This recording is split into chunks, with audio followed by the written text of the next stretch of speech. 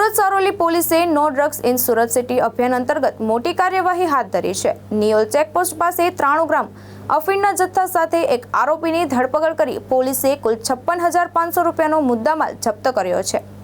Surat police commissioner no drugs in Surat city અભિયાન અંતર્ગત શહેરમાં નશીલા પદાર્થોના વેપાર સામે સતત કડક કાર્યવાહી કરવામાં આવી રહી છે।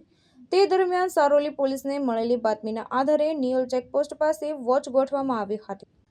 તપાસ દરમિયાન પોલીસે સત્યનારાયણ ઉર્ફે સતુભાઈ જાટ નામના આરોપીને ઝડપી પાડ્યો હતો। આરોપીની તપાસ કરતા તેમની પાસેથી અંદાજે 93 ગ્રામ અફીણનો જથ્થો મળી આવ્યો હતો।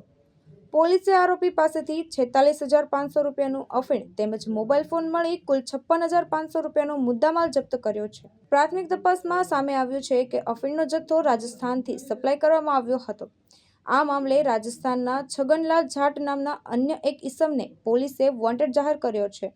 હાલ સમગ્ર મામલે સારોલી પોલીસ દ્વારા વધુ તપાસ હાથ ધરવામાં આવી રહી છે। ભાવેશ ઉપાધ્યાય, દ્રષ્ટિકોણ ન્યૂઝ, સુરત।